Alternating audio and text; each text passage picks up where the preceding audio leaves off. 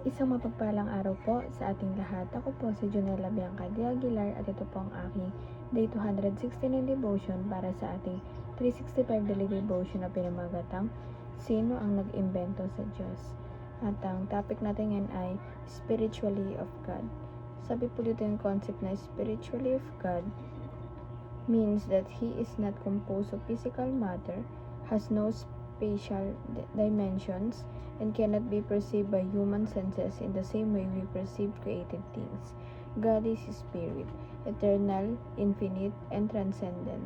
Above all creation, this truth reminds us that God is not confined or limited. Yet, He is near and actively present with His people.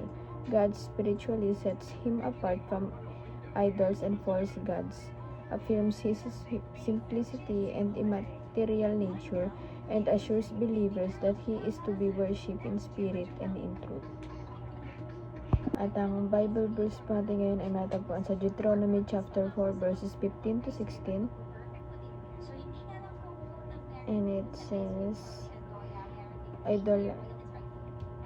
idolatry forbidden. You saw no form of any kind that day the Lord spoke to you at Horeb out of the fire.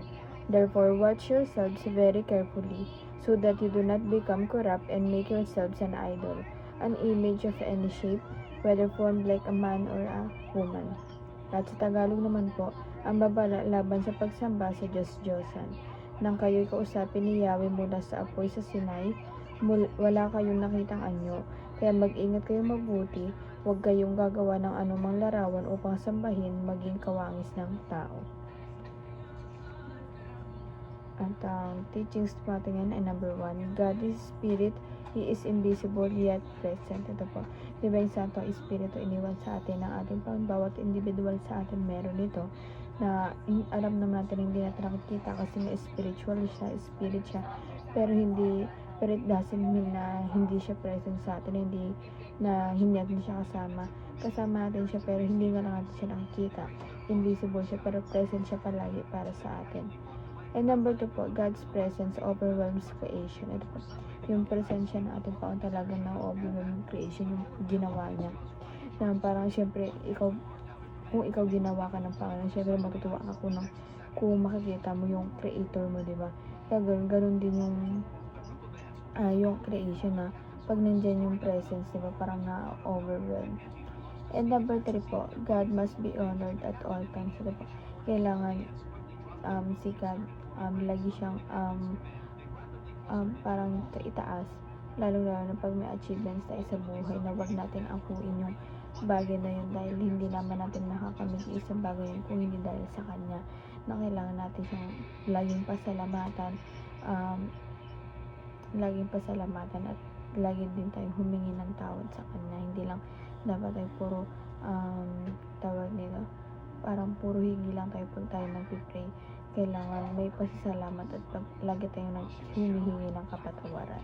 And the application naman po, para tumagla sa ating buhay, number 1, beware of inventing your own God. Ito po, wag natin na gagawin na parang tayo mismo magdidikta kung sino yung Diyos, or kung mas worse pa na ito yung gagawa tayo ng Diyos na kung ano-anong bagay or images na meron, lalo na ngayon, di ba, may artificial intelligence na, which is yung AI, na ang dami nang pwedeng gawin na dapat hindi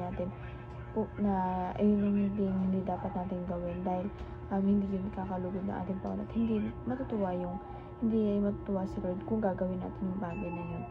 And number 2 po, be conscious of God's presence daily.